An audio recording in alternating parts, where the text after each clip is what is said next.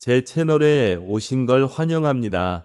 흥미로운 이야기들을 놓치지 않으려면 좋아요와 구독을 눌러주세요. 시작합니다. 안녕하세요. 60이 넘은 호라비입니다. 참, 자식들과 며느리를 보기가 너무 남사스러워 미치겠네요. 저는 공무원 생활을 했고, 지금 정년퇴직 후 연금 받으며 건물에서 나오는 세를 받으며 살고 있습니다. 아들 하나, 딸 하나 낳고 살고 있는데 자란 후 시집 장가 가서 잘 살고 있습니다. 집사람은 내 나이 50쯤에 세상을 떠났어요. 정말 갑작스럽게 찾아온 아이였고 이미 병 진단을 받아 손 쓸 방법도 없이 안판정을 받고 3개월 후 제 곁을 떠났습니다. 진작에 관심 좀 갖고 더 잘해줄 걸 후회가 되더라고요. 참, 공무원 월급 얼마 안 되는 걸로 애들도 번듯하고 똑똑하게 잘 키우고 재테크해서 돈 불려 건물도 사고 살림 하나는 끝내주게 잘하는 아내였는데 한 푼 제대로 써보지도 못하고 허망하게 하늘나라로 가버렸네요. 가장 후회되는 게 있다면 젊었을 적 예쁜 모습도 많이 담아주고 여행도 같이 많이 다닐 걸 후회가 남네요. 그저 내 할 일 열심히 하고 돈만 벌어다 주면 내 도리는 다 하는 거라고 생각했던 지난날을 반성하며 살게 되었습니다. 아무래도 집사람을 떠나보내고 자식들이 걱정이 되는지 번갈아가며 집에도 자주 들르고 딸이랑 며느리가 반찬도 해다 주고 챙겨주었어요. 늙은이 챙기기 다들 사는 게 바빠 힘들 텐데 이렇게 챙겨주니 고마웠습니다. 아들은 자기가 모시고 살겠다며 집으로 들어오라고 하는데 그게 어디 쉽나요?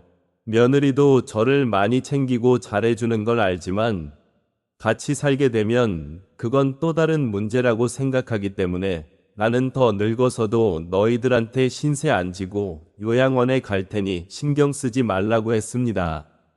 같이 안 산다고 해서 그런지 더 자주 찾아오고 같이 저녁을 먹고 가고 그랬어요.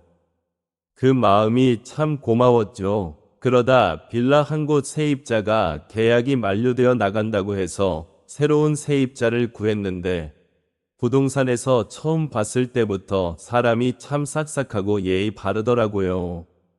좋은 집에서 좋은 기운 받아 행복해졌으면 좋겠다고 처음 본 날부터 본인에 대한 이야기를 하는데 뭔가 사연이 많은 여인이라고 생각했습니다. 계약을 하고 나오는데 그 여인이 저를 불러 세웠어요. 저 사장님, 저랑 커피 한 잔 하실래요? 나랑 커피요? 아, 괜찮습니다. 그러지 말고 제가 사드릴게요. 이렇게 좋은 집 사게 내주셔서 감사해서 그래요. 늘 지루하고 똑같던 일상이었는데 커피를 마시자고 하는 여자가 있으니 혹해서 그럼 한 잔 마시러 가보자 고 했습니다. 근처 카페에 가서 차 한잔하며 이야기를 나눴는데 아까보다 더 자세히 본인에 대해 이야기를 하더라고요. 실은 남편이 바람나서 이혼하고 혼자 지낼 생각을 하니 막막했어요.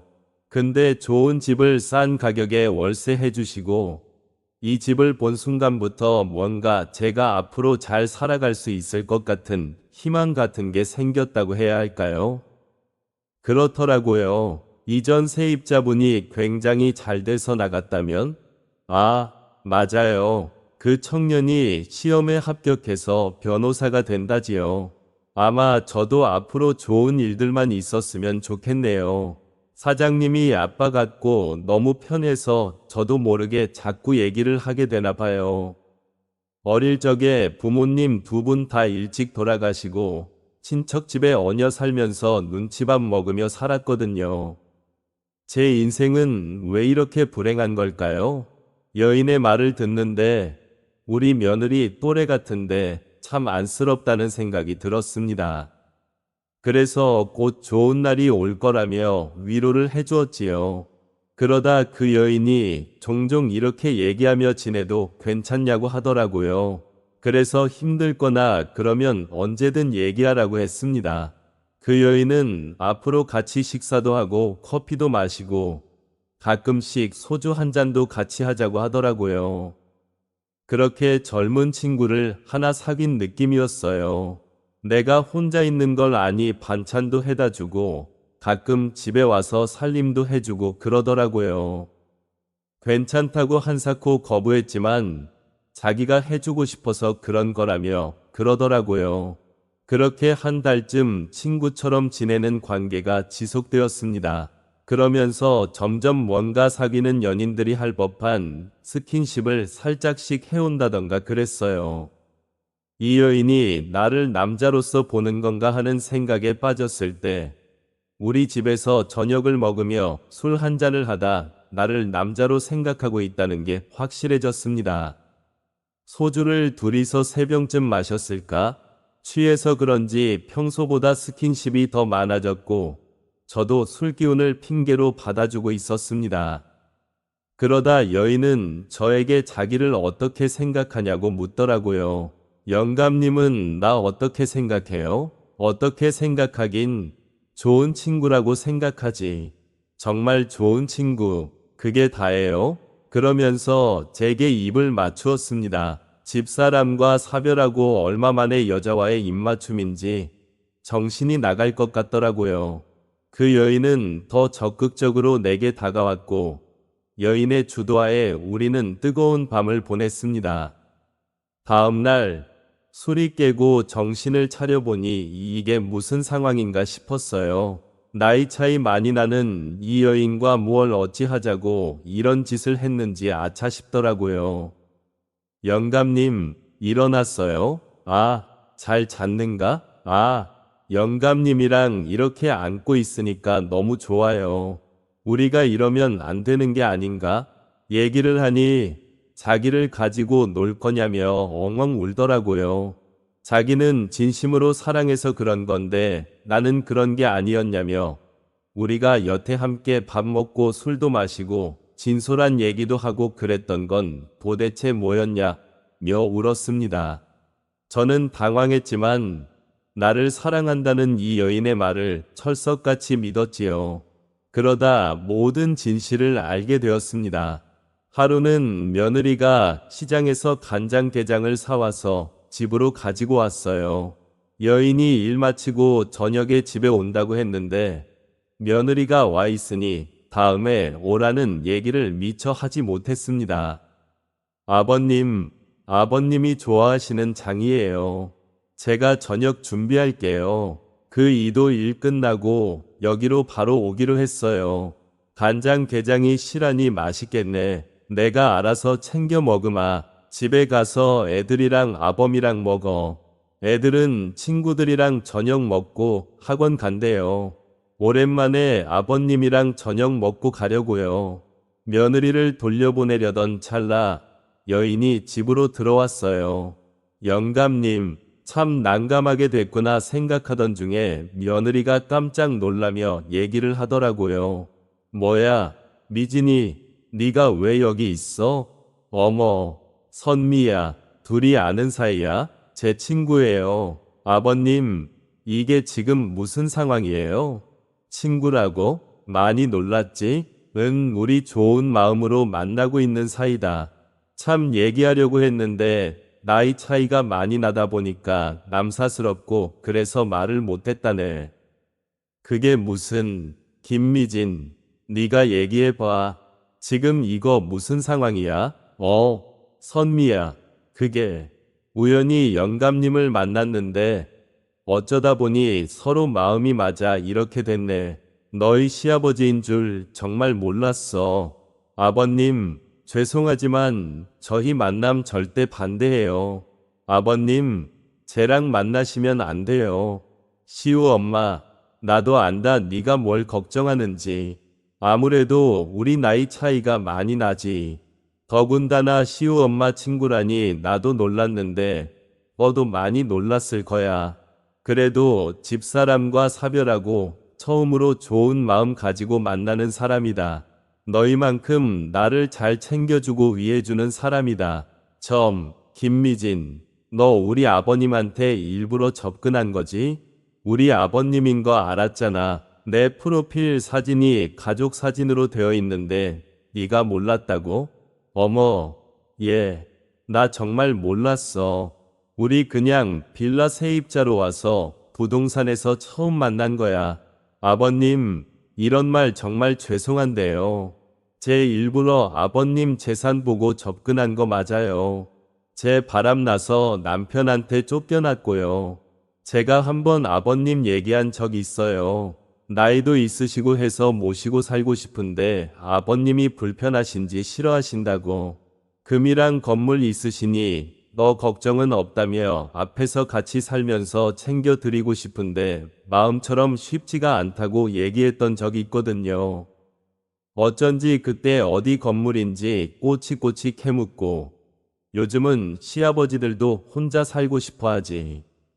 며느리랑 같이 안 살고 싶어 한다고 하더니 너 이래서 그랬던 거니? 잠깐, 그게 무슨 소리냐?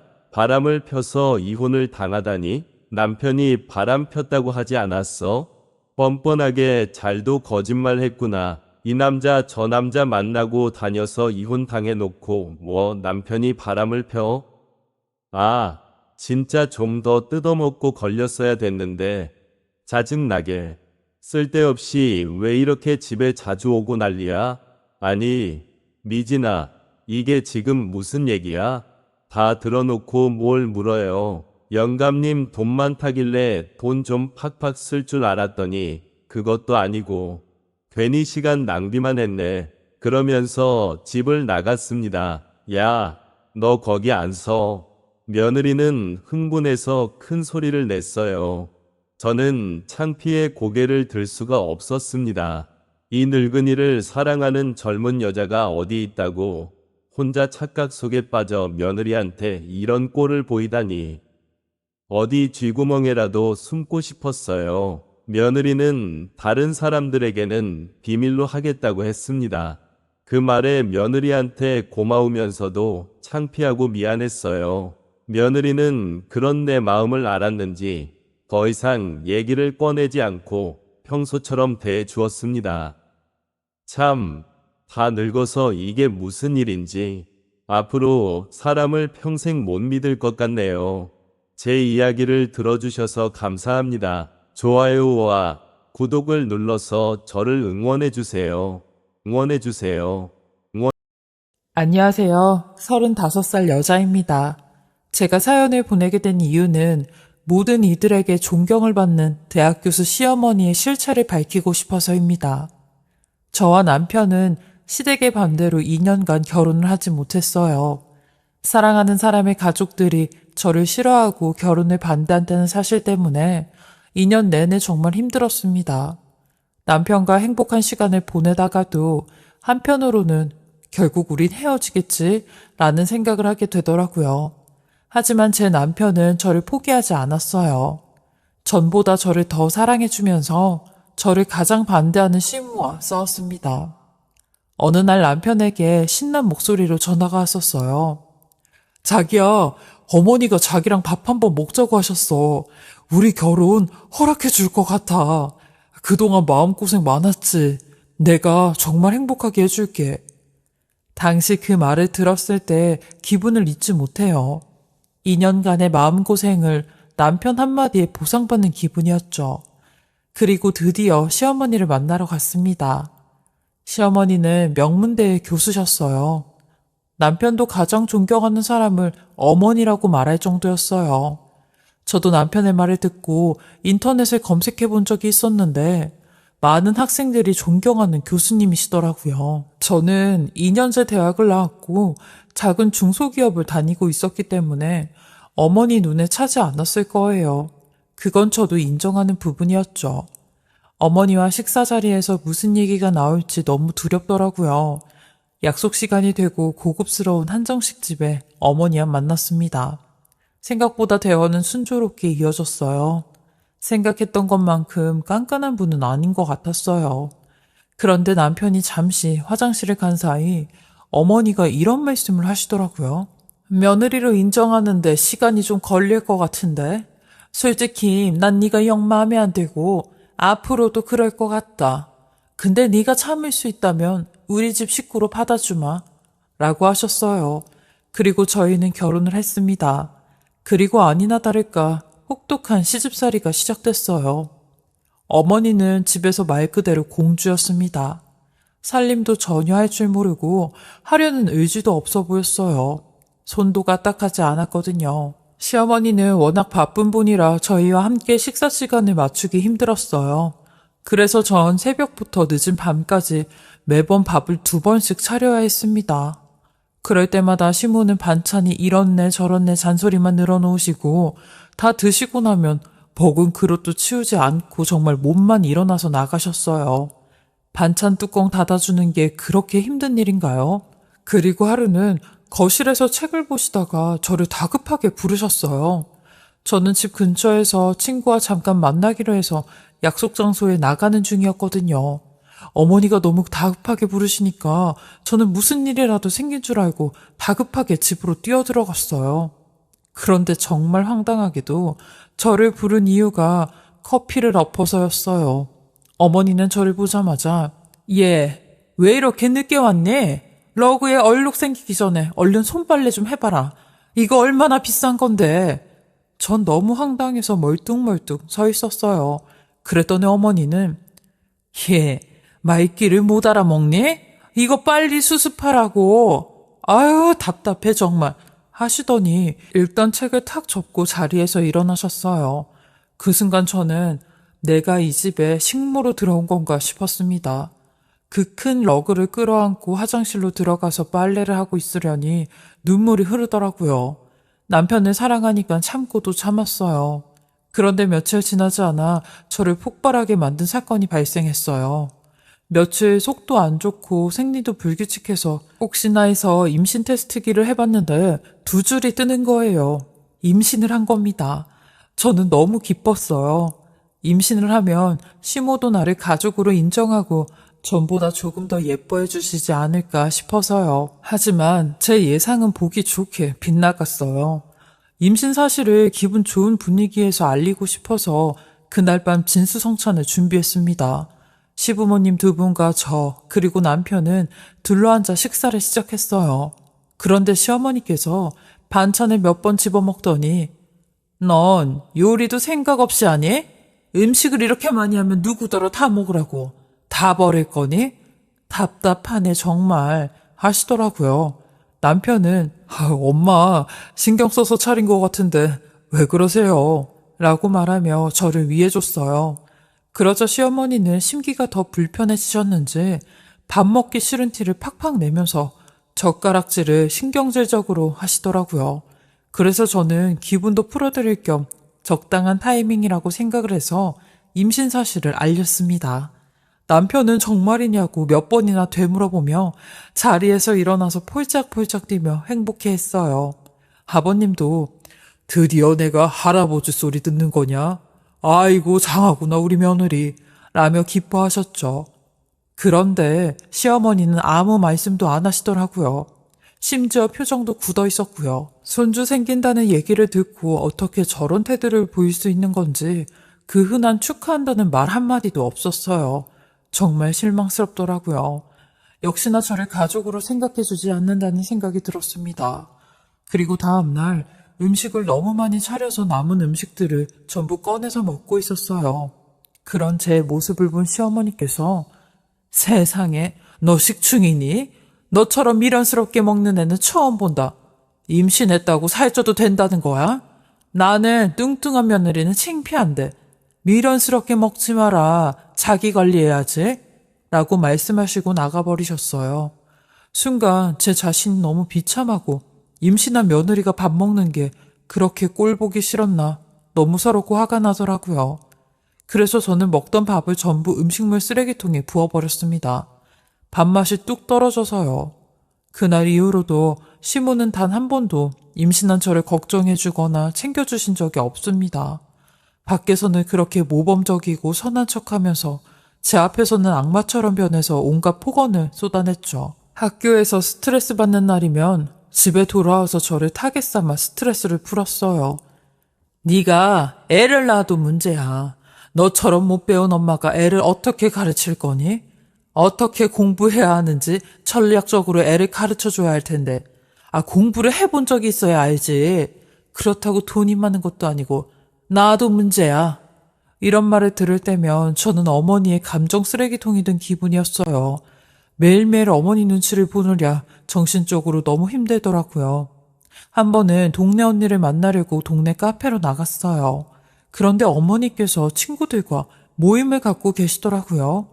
인사를 드려야 할까 말아야 할까 고민을 하고 있었는데 그 순간 어머니와 눈이 마주쳤어요. 그런데 표정이 싹 굳어지더니 시선을 회피하시고 저를 외면하시는 겁니다. 마치 저에게 아는 척하지 말고 모르는 척 남남처럼 행동하라는 것처럼 느껴졌어요. 그래서 저도 인사를 드리지 않았죠. 참 비참한 기분이 들더라고요. 그런데 점심시간이 끝난 시간대라 카페 좌석이 몇 개 남아있지 않더라고요. 어쩔 수 없이 어머니 테이블과 가까이 붙어있는 테이블에 가서 앉았습니다. 하필 아는 언니도 늦게 와서 너무 어색하더라고요. 그렇게 숨막히는 10분을 보냈어요. 그리고 동네 언니가 도착하고 조용히 얘기를 나눴죠. 그런데 어머니 테이블에서 믿을 수 없는 얘기가 들렸습니다. 저를 등지고 앉아있는 시어머니가 제 욕을 하는 내용이었어요. 시어머니 한 친구분께서 우리 며느리는 너무 바빠. 근데 욕심이 많아서 일도 하고 육아도 혼자서 다 해내더라고. 어쩔 때 보면 독하다 싶다가도 돈 잘 벌어오고 나한테 육아 안 기대는 거 보면 장하기도 하지 뭐. 라고 말하자 시어머니는 아이고 흉볼 것도 많네. 며느리 잘 얻었구만 이라며 말씀하셨어요. 그러자 주변 친구들이 기다렸다는 듯 요즘도 안 좋아? 아들 결혼 엄청 반대했었잖아. 어디서 근본 없는 애를 데려왔다며. 같이 살아보니 어때?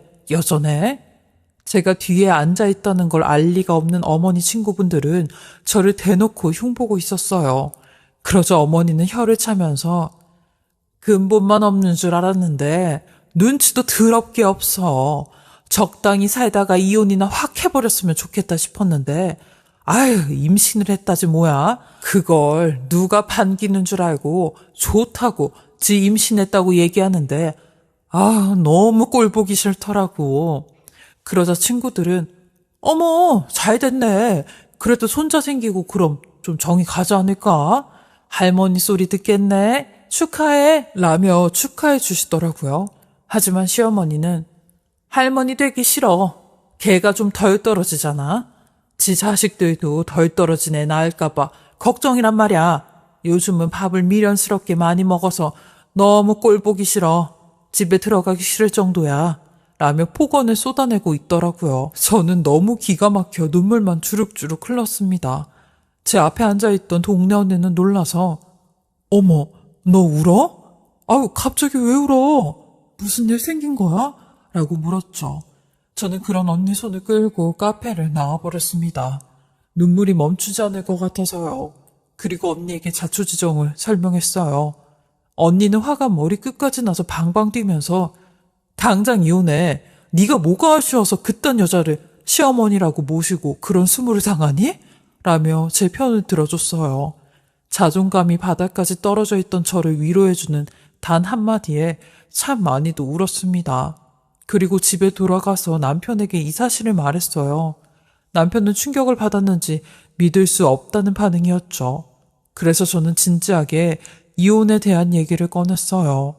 남편은 이혼만은 절대 안 된다며 본인이 어머니에게 잘 얘기해보고 그래도 괴롭히신다면 그때는 나가서 분가해서 살자고 했어요. 그리고 그날 밤 남편은 어머니를 모시고 나가서 따로 얘기를 하고 들어왔어요. 그런데 어머니는 남편에게 무슨 말을 들은 건지 집으로 들어오자마자 저를 찾더니 화를 내셨어요. 이게 진짜 주제도 모르고 부족한 거 며느리로 걷어줬더니 우리 아들한테 뭐라고 씨부린 거야? 너 내가 만만하니? 넌 내가 죽으라면 죽는 척이라도 해야 하는 사람인 거야. 그런데 내가 너한테 잘해주길 바라니? 그냥 눈 감아주고 같은 집에 살게 해주는 것만 해도 감사하게 생각해야지. 쥐죽은도 살라니까 무슨 대접을 받고 싶었던 거니? 라면서 저보고 하나도 안 무서우니 이혼하고 싶으면 하라고 하더라고요. 그래서 저는 네, 정 그러시면 이혼할게요. 라고 말하고 집을 나와버렸습니다. 그리고 친정집으로 가서 이 모든 사실을 얘기했어요. 저희 어머니는 너무 놀란 나머지 눈물을 흘리시면서 당장 이혼하고 집으로 들어오라고 하시더라고요. 엄마가 그렇게 말해주니 너무 감사하면서도 한편으론 죄송했습니다. 잘 사는 모습 보여드리고 싶었는데 마음이 너무 아팠어요. 남편을 만나서 얘기해보니 남편도 중간에서 매우 난감해하고 있었어요. 어머니 얘기를 들어보면 어머니 얘기가 맞는 것 같고 제 얘기를 들으면 또 제 얘기가 맞는 것 같다면서요. 정말 화가 나더라고요. 당신 언제나 내 편이겠다고 했잖아. 지켜준다고 해서 반대하는 결혼 어렵게 한 거 아니었어? 라고 얘기했어요. 그러자 남편은 어머니 마음도 이해해줘야지. 어머니는 가진 게 너무 많은 분이라 네가 성에 안 차는 거야. 아마 어떻게 해도 안 찰 거야. 그냥 그렇게 살아야 될 것 같은데 네가 일정 부분 포기해. 남편의 말을 들으니 철퇴로 뒤통수를 맞은 기분이었어요. 더 이상 제 편이 없다는 생각이 들더라고요. 이 대화를 나눈 이후 남편과도 급속도로 관계가 악화되었습니다. 그래서 저는 더 이상 눈치 볼 것도 없게 됐어요. 시어머니에게 복수를 결심했습니다. 시어머니가 방에 들어와서 폭언을 할 때마다 몰래 녹음을 했어요. 그리고 시어머니가 강의가 있을 때 저는 학교로 찾아가 봤습니다. 많은 학생들이 반짝이는 존경의 눈으로 어머니를 바라보고 있더군요. 그럴싸한 교수라는 껍데기 안에 감춰진 시어머니의 실체에 대해서 알지도 못하고요. 시어머니는 학교에서 정말 멋진 사람 같더군요. 학생들과도 벽 없이 잘 지내는 것 같아 보였죠. 그 모습을 보니까 더 화가 나더라고요. 저에게 한 번도 보여준 적 없는 미소를 보고 있자니 소름이 돋았습니다.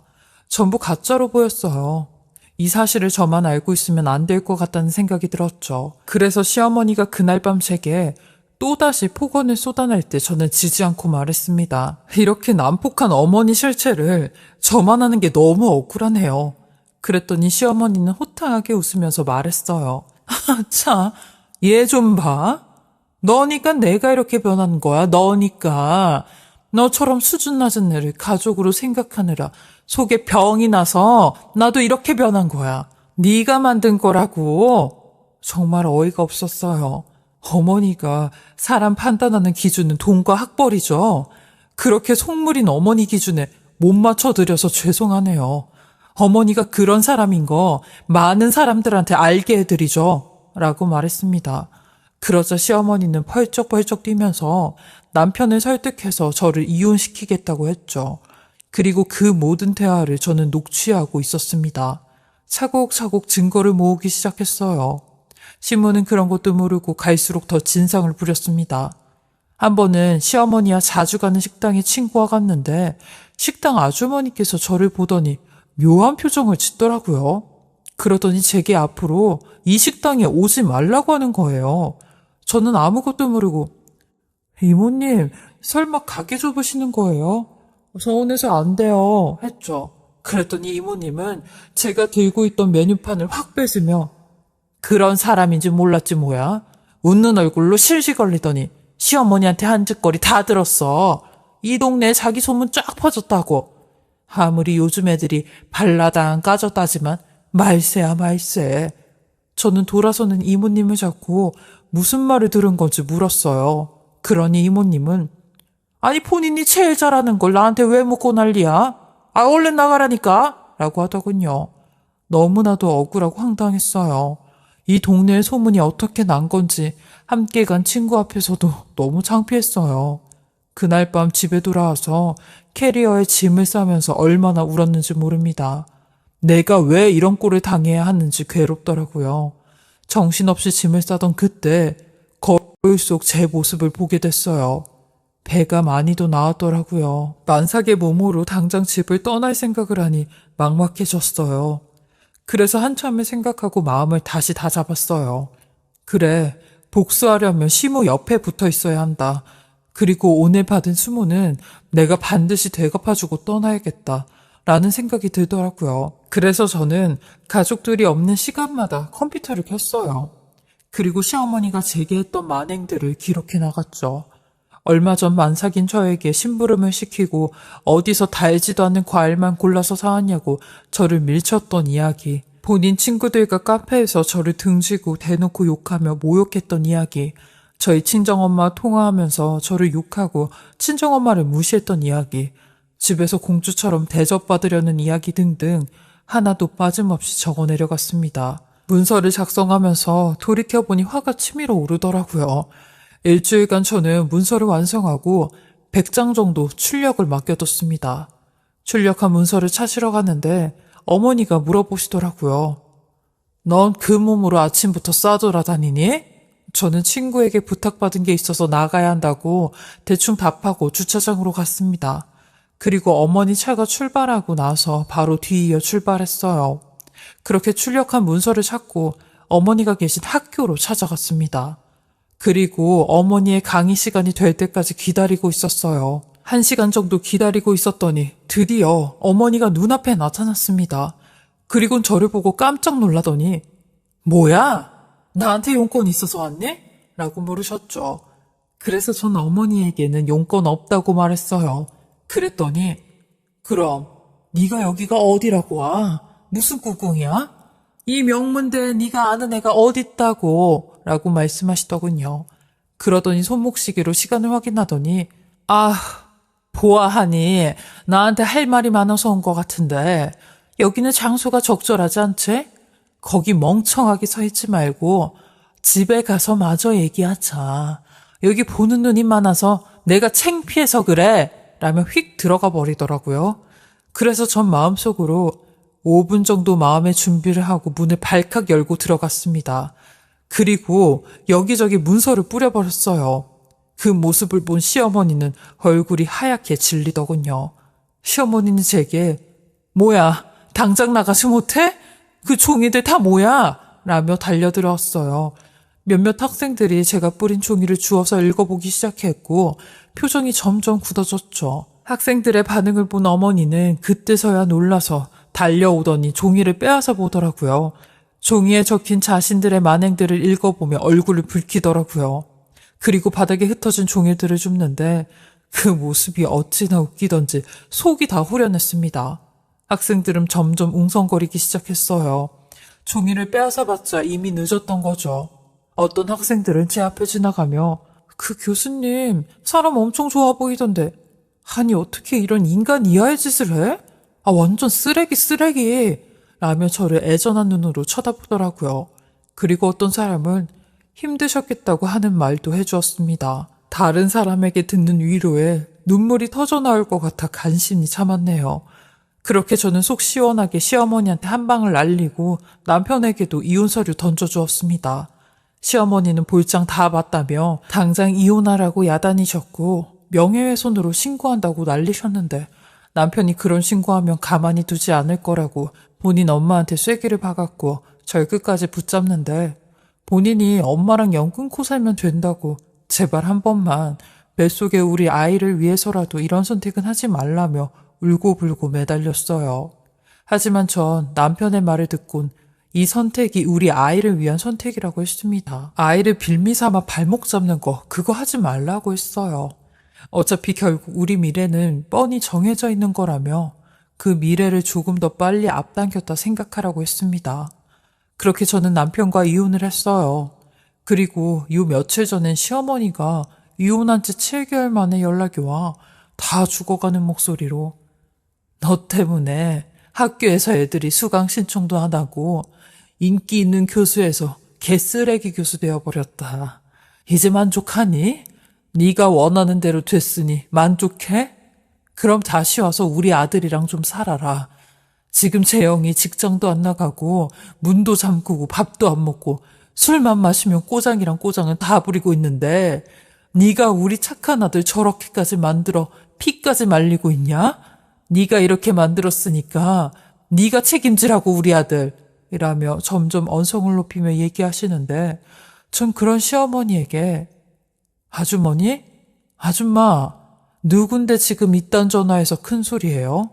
아줌마가 학교에서 그렇게 된 건 사람들이 당연히 알아야 되는 걸 알게 된 거고 아줌마 아들이 그렇게 된 건 제가 아니라 아줌마 때문에 그렇게 된 건데 어디서 남 탓을 하고 있어요. 꼭 실패한 사람들이 남 탓하던데 그게 당신이네요. 아줌마는 말 그대로 인생 실패자, 루저네요. 2번 다시 저한테 이딴 전화 걸면 저도 또 가만히 있지 않을 테니까 두고 보자고요. 이 통화도 다 녹음 중이니까요. 라고 했어요. 그러니 뒤도 안 돌아보고 바로 전화 끊어버리더라고요.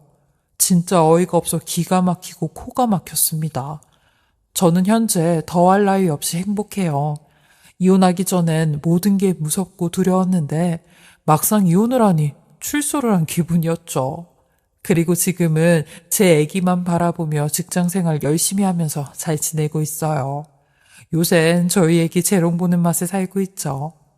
여기까지가 잘난 교수 시모에게 당한 수모를 되갚아줬던 이야기였는데요. 보잘것없는 제 이야기를 들어주셔서 감사하고요. 만약 저와 같은 일을 겪고 계신 분이 있다면 당하지만 마시고 당당하게 목소리를 내시길 바라며 건강하시고 행복하시길 바랍니다.